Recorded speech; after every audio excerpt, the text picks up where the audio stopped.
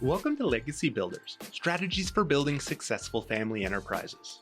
Brought to you by Beacon Family Office at Asante Financial Management Limited.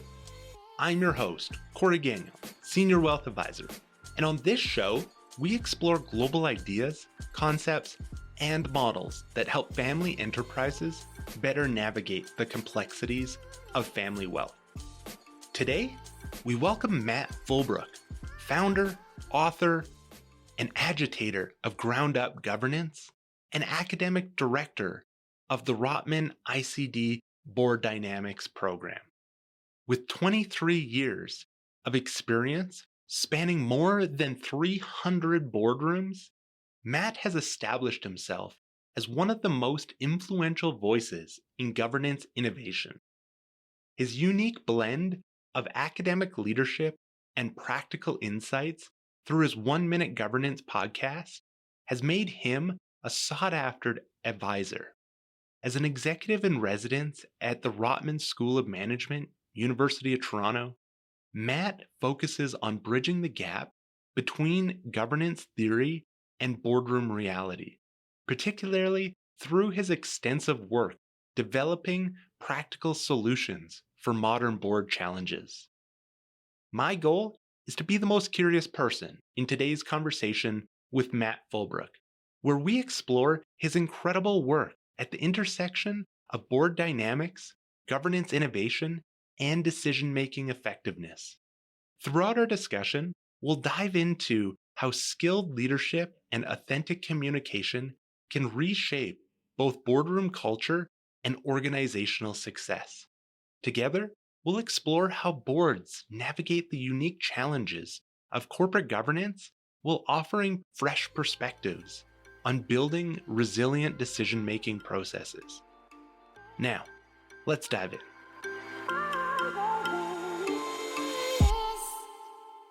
Welcome, Matt. We're excited to have you here today to share your wealth of knowledge and experiences with us. Let's dive in, shall we? Thanks, Corey. Yeah, let's do it. Matt, imagine you're delivering the commencement speech to the graduating class of 2025, and you have the chance to inspire them with your story. How would you begin your speech to convey the incredible lessons and expertise that you've gained along your career? Okay, it may surprise you that I actually really prepared for this. I thought about it a lot, and I wrote something. I don't know that I'll follow the script exactly, but I had to think hard. And I'm not the kind of person who will walk into podcasts usually with like scripted answers. So Awesome. I reserved the right to change my mind part way. So I imagined, just for a little bit of a preface, I imagined that this audience is not any particular age. Maybe most thinking about them as relatively young, but not necessarily high school, not necessarily college, maybe both. I'm not sure. And here's what I got. You're special. You're skilled. You have limitless potential. Despite all that, most of the success you have in your life, you'll owe to some combination of luck, privilege, and circumstance. If you find yourself standing at the threshold of an open door with an amazing opportunity on the other side, don't hesitate. Walk through. You might find amazing success or crushing failure, but the fact that the door existed and the fact that it was open, don't take it for granted that you earned it. Others around you may be more skilled, more special, more deserving, and less fortunate. They're not your competition, they're your community. Elevate them. Find doors for them and use your privilege and accomplishments to break the doors open. The single most important accomplishment of my career has been the cultivation of a community of intelligent, caring, talented, influential, mostly good-looking, cool people who believe in me and want me to succeed. And the most important thing that I do for my community is to connect them with each other. In other words, your professional and personal networks aren't things to be hoarded or protected. You can only unlock their power by sharing them. If, whether by the accident of birth or the equally wonderful accident of opportunity, you find yourself spectacularly successful, wealthy even, remind yourself occasionally that while a person might acquire 10,000 times more money, power, or fame than another person, you can't earn it. No person is worth 10,000 times more than another person. And while all that money, power, or fame might belong to you and you alone, its greatest potential is in using it to unlock the world for your community and beyond. Love it. And if you did change your mind and pivot at any point, nobody knew. No, it's all pretense, Corey. I'm a good actor. You are. And so, Matt, a few key themes that I heard there. Let's talk about what it means to be skilled, because you talked about, there wasn't a specific audience or population that you were thinking about. And so by delivering that message to and it could be a commencement speech to a graduating class of kindergartners, and you're telling them that they're skilled. So what does that, in your mind, look like presenting that information to people? The skill piece, you mean? Yeah. Yeah, it's an interesting question because, my work is in the universe of boards and senior executives where there's this notion that the gateway to the boardroom is guarded by skill, or there's certain levels of experience or skill or expertise that you must have. But then those, it turns out, aren't necessarily the things that make you useful once you get in the room. That's just like the barrier to entry, but it doesn't actually signal whether you're going to do a good job. And so it's been an interesting experience for me to acknowledge that. And to answer your question more directly, I think it's important to start thinking of the difference between technical skill, experience, professional and otherwise, innate talents, personalities, all these things sort of they're puzzle pieces that fit together in kind of unpredictable ways. And some of it is acquired over time. Some of it is acquired through hard work. Some of it is just sort of accidentally picked up as you wander through the world. And some of it you have without working on it at all. And it doesn't really matter how or why or what the combinations are, but it is useful. And this is part of the substance of what I was trying to say in my commencement speech, that just because you have something doesn't mean you earned it, Right. right? And that doesn't mean you don't deserve it. But it is important to acknowledge that just because you have something doesn't mean that if someone else doesn't have it, you're better or different or worse than them. It just means we have different puzzles that we've put together in different ways. Absolutely. And so as you paint the picture of that boardroom door that is Fort Knox and many layers of keys Yeah. and puzzles to get in, why do you think it is that way? Why have we created a world where these directors, it's a hidden world where people really don't understand, and what people do understand, you could ask five different people and they'll give you a different answer. Why do you think it is that complicated? Yeah, there's layers. There's the sort of system level layers like status, right? And the compulsion to protect your own status once you're there. And one way to do that is by only inviting in people who are similar to you. And that could mean skill wise, it could mean socially, it could mean demographically, it could mean a lot of different things. But if I'm surrounded by people who are like me, that makes me feel more validated in my own belonging. But there's other things too that are more sort of mundane, like the leaders, the key decision makers of a complex organization with a lot at stake. Then isn't it sensible to surround the board table with people who have technical expertise that's relevant to the operations and strategy of that organization? And yeah, that's a really defensible thing that we've seen from successes and failures, that professional skill sets of people around board tables isn't very predictive of either success or failure, but still, that doesn't mean it's not defensible.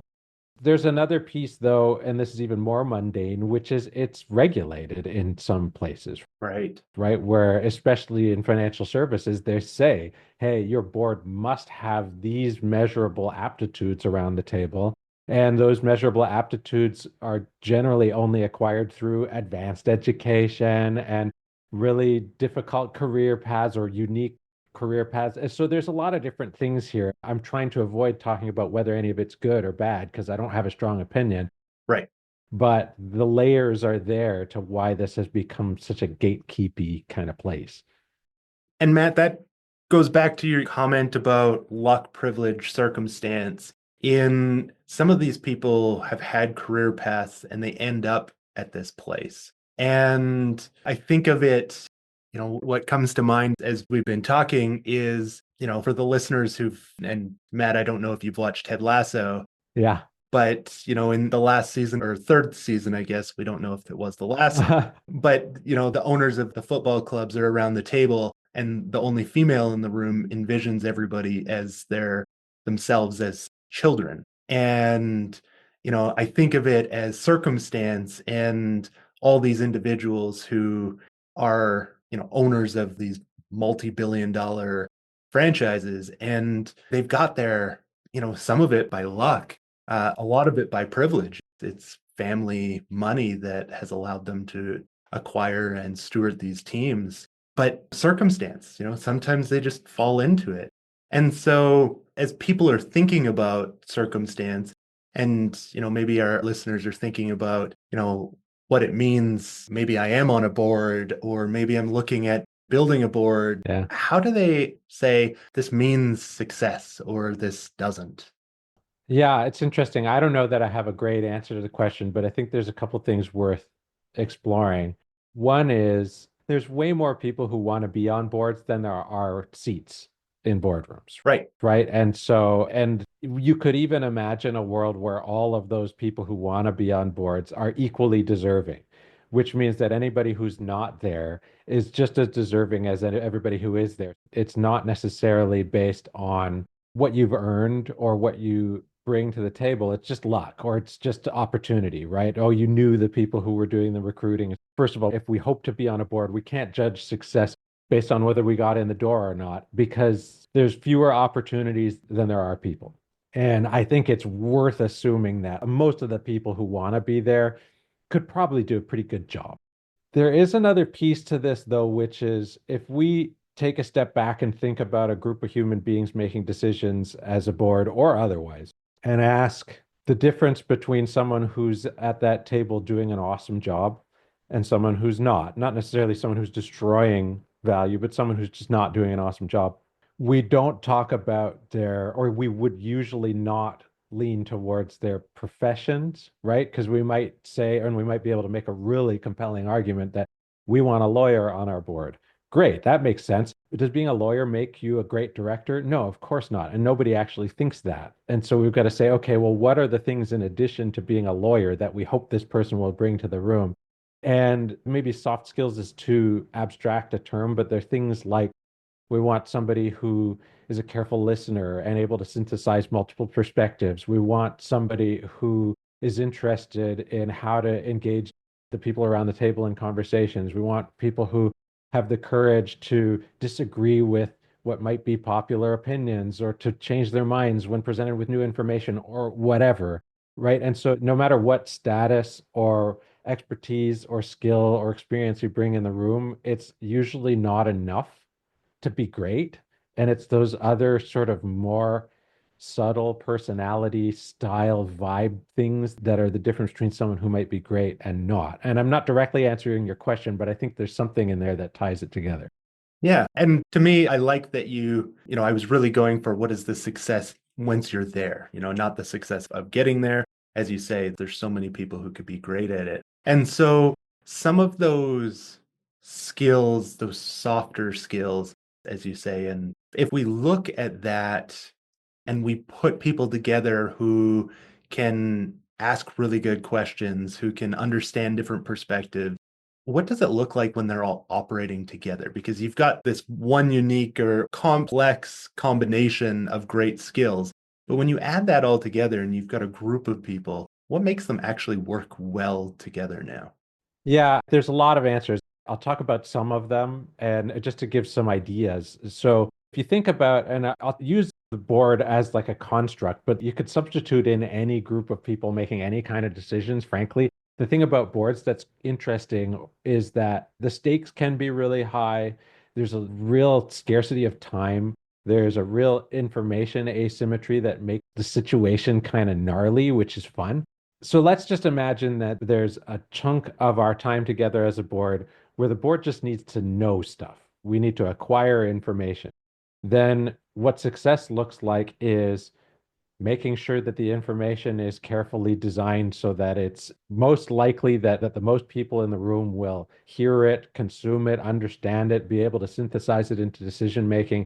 And that may not involve any conversation or questioning necessarily. It might, but it might not. But success just means that people in the room gain as much understanding as possible about the thing that they're supposed to learn. So that's one type of success. Another type of success might be that we're exploring possibilities for the future. So, what does success look like there? It means being receptive to multiple options and perspectives, being patient to listen and be interested in what other people are saying, for the people around the room to be confident enough to disagree with people but not hold on to their own perspectives too tightly, to figure out how are we going to get the loud people not to take up too much space and the quiet people to elevate, all these things. But then there are going to be times when we need to choose a path, and then the variables open up even more there. What does success look like when we need to make a decision because the room is on fire and we got to get out of here is different from making a decision about what we might do a year from now. And so I think understanding that success is hugely varied, Right. right? But one of the keys to getting there is to be really clear and to have a shared understanding of what's the point of this moment we're spending together right now, so that we can have a shared understanding of what good looks like, even if it's just for the next 5 minutes. Right. Because 5 minutes from now, we may have a completely different thing we need to get done, and success is going to mean something different. I'm getting granular, but I think that's still a useful way to think of it, is that success comes in all kinds of varieties here. Absolutely. Yes. And I do want to go back to that comment of the house is on fire because Yeah. if I think about it, and previous conversation that you and I had, talking about specific book, and as I've been listening about what it means to do strategic planning in today's environment in a developed country. And so a lot of your experience with boards have been in a very, well, let's call it reasonably stable economy. And so, what about that skill set of geopolitical risk? There's a lot going on in this world, and the change of guard with our American friends and our Canadian friends probably feeling very similar. And there's change. And so, as you said, that scarcity of time, and boards aren't together so often, but maybe the house is on fire. Maybe the smoke detector hasn't gone off yet. How do we adapt in that circumstance? I would never try to pretend like I can actually answer this question. I've got thoughts about it, but if I could say, well, how does an organization or a board thrive in circumstances of extraordinary uncertainty? I think the answer is, well, there's no guarantees. That's what uncertainty is. Right. And so I think that's step one, is acknowledging that the result, you can't take a bad or good result and ex post look back and say with confidence, therefore we did a great job or an awful job. We don't know for sure. Yes. And so I think that's useful to say, what are the inputs into this process? Because that's what we have control over, right? We don't have control over the result except in terms of what we put into it. So be really careful about understanding the variables that you have at your control, which are hugely varied, right? It's all the operational stuff in the company, all the circumstances that affect the way that human beings engage in decisions. We have control over a lot of these. But then there's the other side of trying to understand what's the range of things that could possibly go wrong here, right? And you may not actually have time to do that. You say that if the room is actually on fire and the smoke detector hasn't gone off, then there's a possibility that we're just screwed, Right. right? That we don't like that's that. We could do whatever we want and we're going to burn to death in the next 30 seconds.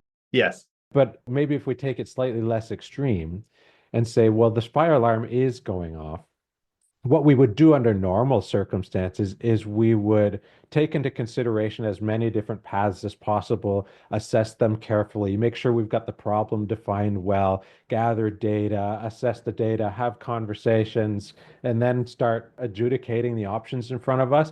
But if we only have a minute to get out of the room, we're not going to say, all right, everybody, let's take 20 minutes and talk about all the different options. We're like, let's get out of here. Let's go right now. Yeah, absolutely. And so understanding the urgency is another piece. You're talking about, I'm sorry, Devin, I don't remember the name of your book. I'm reading it right now. I'm almost finished it, but I've forgotten the name of it. But my buddy Devin DeSantis and his partner Yvonne Landsberg from Landsberg Gersick wrote this great book, the name of which is The enduring enterprise. there we go. And they talk about this at levels of depth and complexity that are way beyond my expertise and skill set. But what they found, and I'm oversimplifying for the sake of jamming it into one or two sentences, is that the ability of enterprises to endure in economies where the uncertainty is way beyond, Corey, what you and I have experienced growing up where we've grown up is kind of an amazing thing to examine, right? Because Right. we we think of uncertainty as something significantly smaller and simpler than what uncertainty is in a place where you can't even enforce a contract, for example. Yes. Right. And so the fact is, there's reality, like you can thrive under conditions of extraordinary uncertainty. But I believe all we can do is increase the probability of survival. But greater uncertainty decreases probability of survival no matter what. Again, I think I'm avoiding your question because I'm just not sure. Maybe to go a little bit further on that, Matt, my belief is that entrepreneurs are great risk managers. The reason that they succeed is because they've learned to assess and manage risk in a great way. And typically, they've put systems and people in place to actually be able to assess that risk, monitor it. And, as I'm thinking about maybe, a founder who's trying not to stifle that entrepreneurial spirit in their organization, but wanting to bring wisdom and some of those processes like a board. And, in previous episodes, we've talked about shareholders agreements and things as far as continuity and succession of ownership, how governance really helps. I'm thinking more, okay, with the people and how can we give them those tools and really utilize this mechanism, this thing we call a board, and have them truly help us manage that risk, but still be able to pivot and take opportunities. And so that's kind of where I was going. I like what you're saying. So I'm going to start with and I promise I'll get to what you're talking about in a second, but I think it's useful to say out loud that out in the world of resources about quote unquote governance, there is very little consensus about what that word means. And so there's no factual, okay, corporate governance, generally speaking, means X. So I think it's really useful to start there and just say, look, if you're an entrepreneur and you're wondering about how, what's the point of a board? Do I want this? Or maybe I already have one and I'm not sure how to do the governance part right. Part of the problem is likely that you don't know or you don't have a specific definition of what that word is. And I like to think of it as the decision-making part. So I think of corporate governance as people making decisions in corporations. And that makes it distinct from the operations part, which is doing stuff as a result of decisions. It makes it distinct from the compliance part, which is rule following and so on. And then we think about, well, in that context, where's the value add for a board when it comes to governance? And the fact is, you're getting a group of smart people who care about your organization, whether they're family members or independent or whatever, who are at a table and involved in whatever way you want in your organization.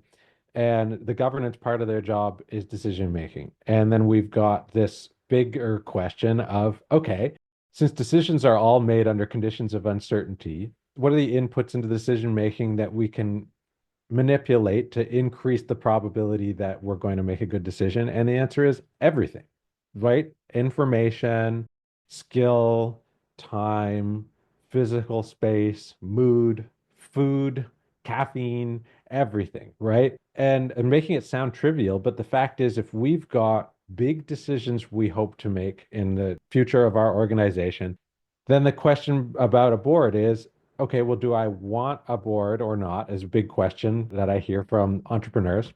They'll often be told a bit of a myth that, well, at a certain complexity gate, At that point, you form an advisory board, and the next complexity gate, you form a fiduciary board and a family council, and. Yes. And the fact is, none of this has to do with complexity of your enterprise at all, right? There's a lot of great wisdom on those golf greens, Matt, that tells us that that's what we're supposed to do. It has nothing to do with complexity or size or anything, right? It has to do with, in this moment, to what extent might a board be supportive in me making value added decisions for my enterprise? And if the answer is it could be really valuable, then you've got questions like, okay, well, how much might it cost? Who would I want in the room? How am I going to run meetings? What advice do I need in getting it set up? And so on. But again, none of that has to do with complexity. I mean, I find it very valuable to have groups of advisors around me making decisions for my dumb little one person corporation, right? It doesn't matter. It's about the why. And to me, the governance part is decisions. And if you need help with just compliance, you don't need a board, right? You need a lawyer, Right. right? If you need help with just operations, boards can be helpful, but they're going to get in your business. Is that cool? Okay, great. Then use your board to get in the operations. Otherwise, hire people, right? So I just trying to dispel a little bit of the mythology around the why of boards, if that makes sense. Yeah. Well, and let's go a little bit and maybe pull that layer back of the board versus the management team, that executive, because what I just heard you say is you can fill your board full of great expertise, but maybe better investment is to have those expertise in your management team. Maybe. And so, in making that decision, I want to add another aspect of this is how maybe you have great expertise on both sides. And now, how are they working together? So, let's add that into the conversation as well. Yeah. There's not a day, literally, that goes by in my professional life where I don't have some conversation with a senior executive somewhere that's struggling with the balance between the division of labor between board and management, right? And this is not industry specific, it's literally everywhere. And if this were not just an audio medium or an audible medium, I would show you some stats from what I've gathered that show everyone's struggling with this. First of all, don't get too optimistic that you're going to get it right because you won't. And that's fine. But acknowledging that it's a moving target and it's difficult to balance is a good start. And then ask yourself, if there is a board is a bit of an abstraction. Every incorporated entity in the Western world has one. Whether it's functional or not is a different story. My little one person corporation only has me as the board and me as the one shareholder and me as the one employee. And my board meets never or always. It depends. And it's more, what do I hope to get done? Right. So if I'm going to form a board with fiduciary responsibilities, I don't get to decide what their job is, right? As the entrepreneur, I don't get to decide what their job is. The board gets to decide what its job is. They will almost certainly be interested in my opinion. Right. And if I'm the only shareholder and they choose to have a different job than what I want them to have, then I can fire them. But fundamentally, it's their job to choose. The board does X, management does A, B, C, D, E, and F, and so on. That's the board's job. And of course, they're going to care about the shareholders' input. But I think it's a really useful thing to acknowledge because their butts are on the line legally. Right. Absolutely. And not just to your happiness, but to the courts. And their duty in Canada is to every stakeholder that stands to benefit and suffer as the result of the actions of your corporation. So they don't just have a duty to you. And if your board is functioning well, then they're going to have a deep curiosity about defining their job really well, which they have the authority to do.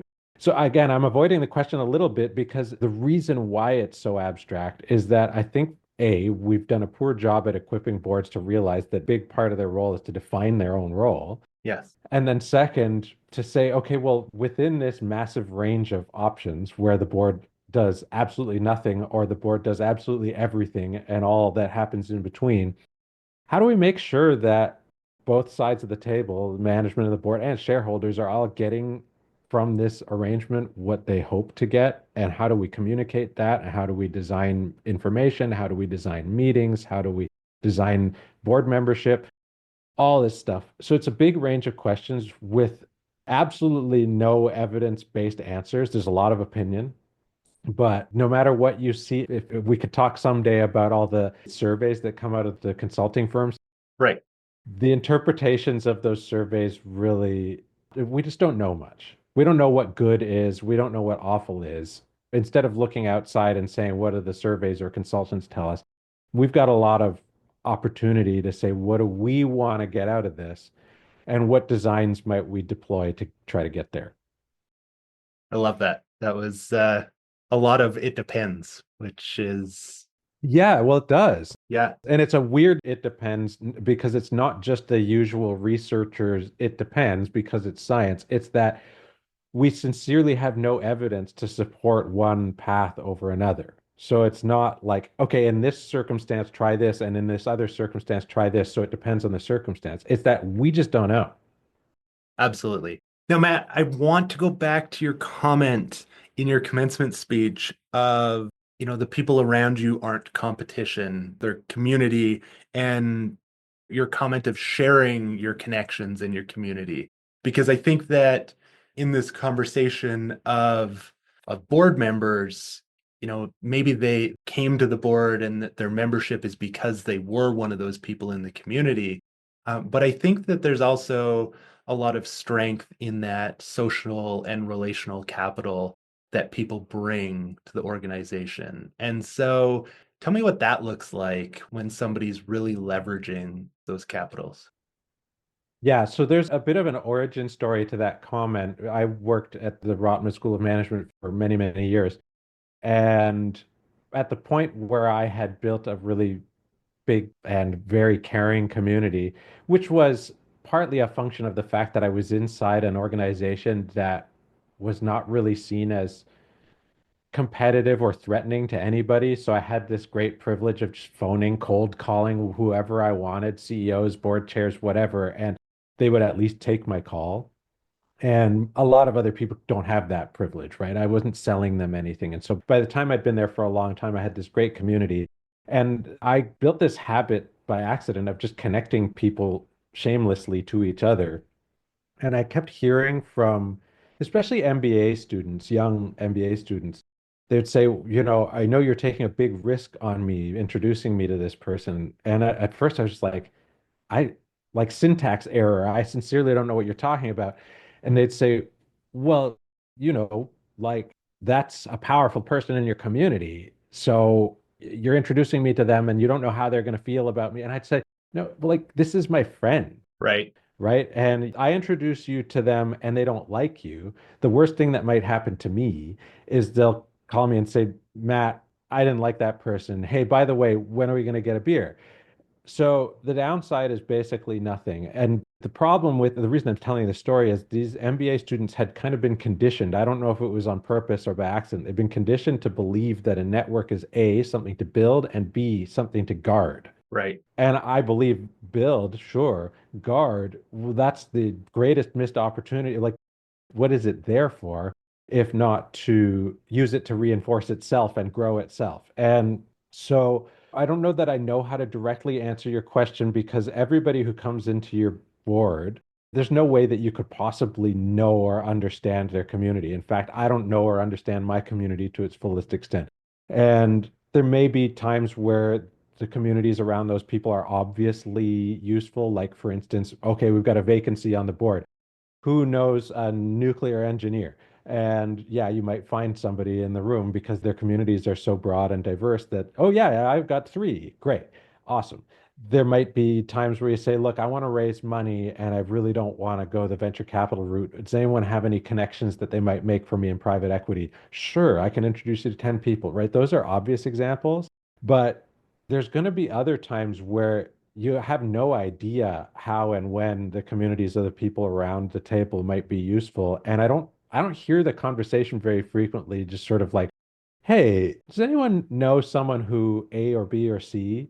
And maybe we could invite them to dinner and get to know them. And maybe this isn't a transactional relationship, it's something different. And maybe I just want to meet them. And just because I'm curious, I've been getting really stressed out about whatever. And I'd love to meet somebody who might give me a little bit of perspective or a better frame of reference or whatever. So I think that the obvious deployments of board communities, we do that really well. I don't know that I see much curiosity about how we can kind of creatively use these really interesting communities. And I haven't thought about it too much other than to encourage boards and executives to invest more time in socializing in an unstructured way with each other.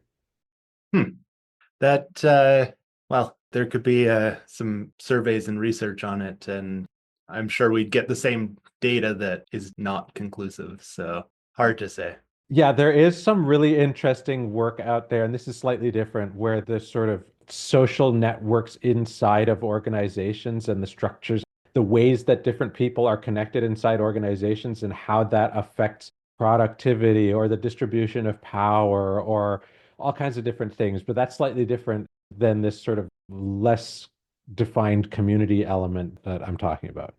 I think there is a big connection there of that abundance mindset and building not only the networks but also some of those skills that are required. And going back to that, your initial where you are skilled, that comment is you're skilled and maybe you don't have that skill, and so what can you do to build that one?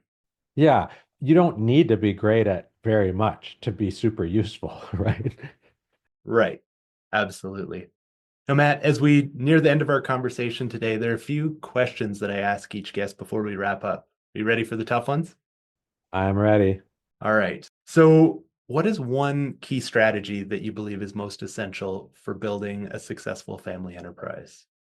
This isn't a strategy, so you'll forgive me for misusing or for taking liberties, but I think maybe, and this is both anecdotally supported, but also there's an increasing amount of science about the value and importance of changing your mind, which is something that it's also very difficult, but a lot of our work in business is trying to forecast the best we can.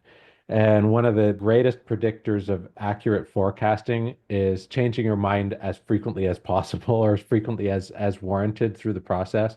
So if you come into it with a very set mindset, set of beliefs that you're going to hang on to no matter what you learn, there's a greater probability of failure or at least poor decision making. So some really specific examples for families would be, I fail to acknowledge that my time is up.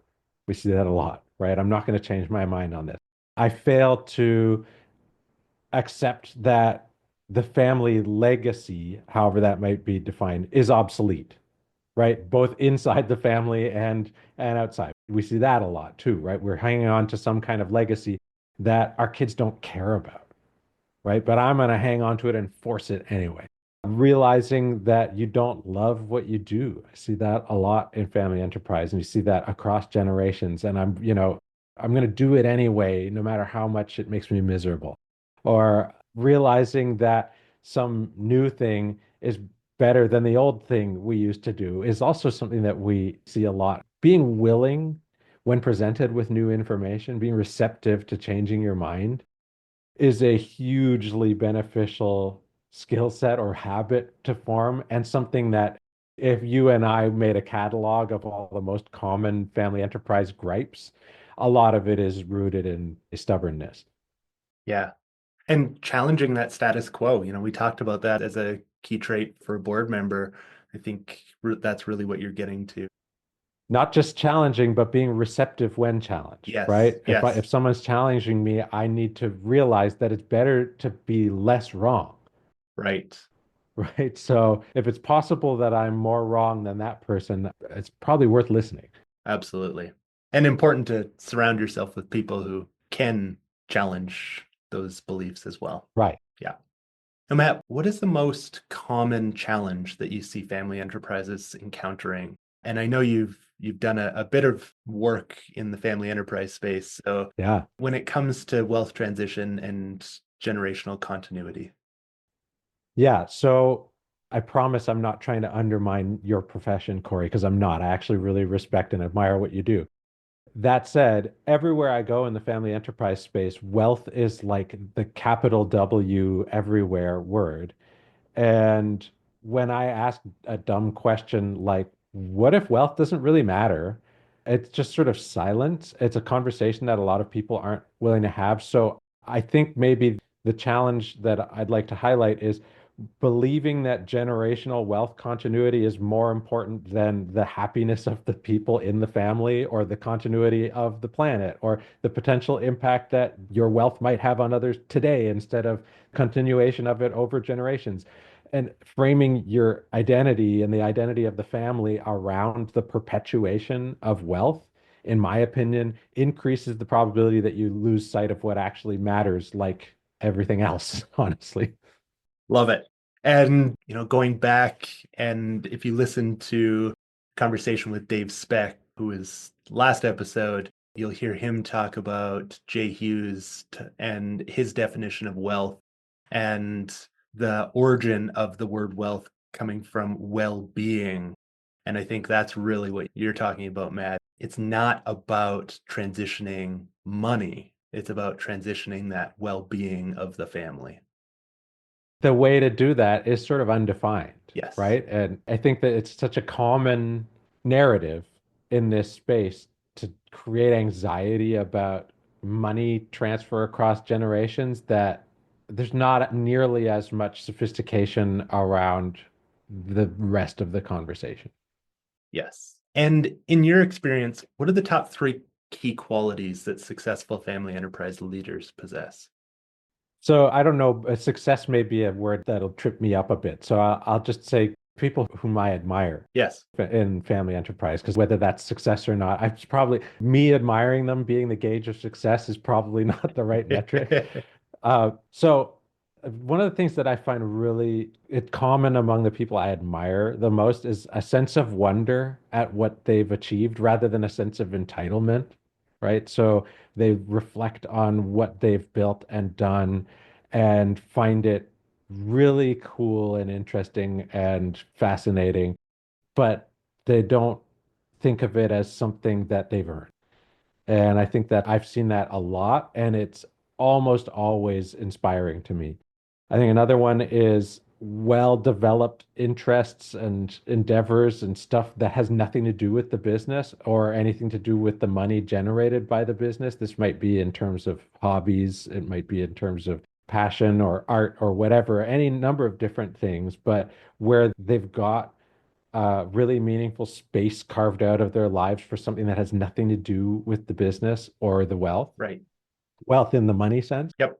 And this will be significantly less sexy than the other ones, but this weird, like almost magic ability to generate big new ideas, right? Like I'm sure you meet people like this all the time where they're the person at the table who like the first thing they come up with when there's a problem, it's maybe not the answer, but it's like, whoa, like that's got a lot of really interesting layers to it, and I'm excited to talk about it. And I meet a lot of family business leaders who have that, they're able to spontaneously put something on the table that makes the rest of us go, oh, yeah, that's really worth thinking about. And it's not, in my opinion, something that can be learned. Right. It's innate, but it's cool as hell.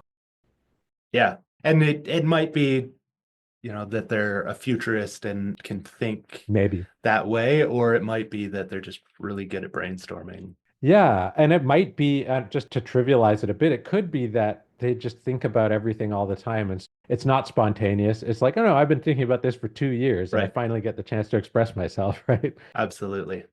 Yep. And you meet those people who have side gigs because they just think of it and say, yeah, I can use my resources and jump on that and make it happen. Totally. Now, Matt, before we conclude our discussion today, I'd like to highlight where our listeners can engage in more of the conversations that you're having. Could you kindly provide us with where our guests can find you? Yeah, well, the only really comprehensive answer is mattfullbrook.com because it's got all of the stuff that I do in one place. My life is in a significant period of flux, so whether if you go and check that out today, it might not be reflective of what I'm doing 6 months from now. But if you're interested in the vibe, the things that I would check out from that site are my 1 Minute Governance podcast, which is in a sort of season hiatus now, but there's 250 something episodes for you to poke through if you're interested in that. The Ground Up Governance platform, which is a collaboration with my friend Nate Schmold, who's an illustrator, and it's sort of trying to make gnarly governance stuff accessible and interesting and sensible, because a lot of what we do in my space is full of jargon that nobody takes the time to define or think about, and we're trying to cut through some of that.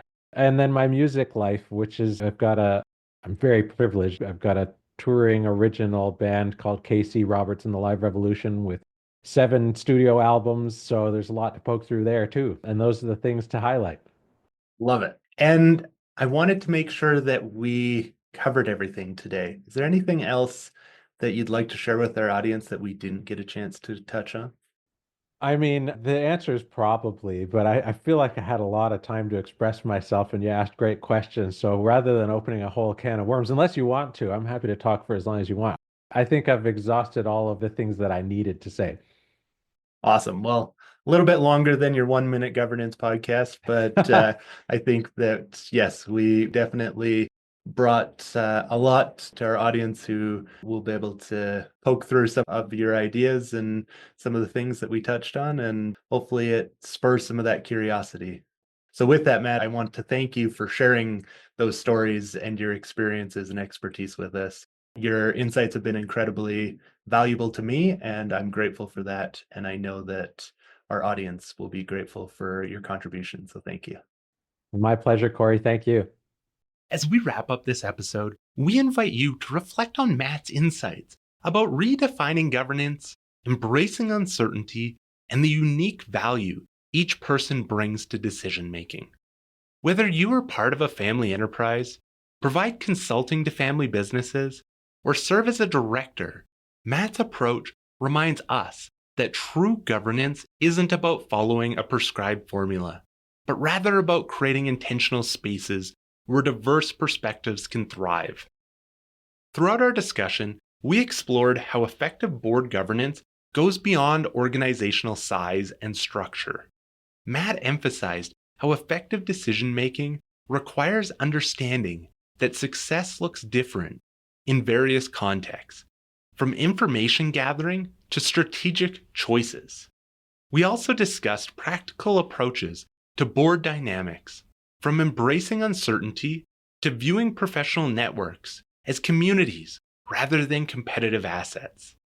These insights provide organizations with thoughtful frameworks to navigate board formation, foster meaningful dialogue between management and directors, and build governance structures that balance expertise with authentic connection.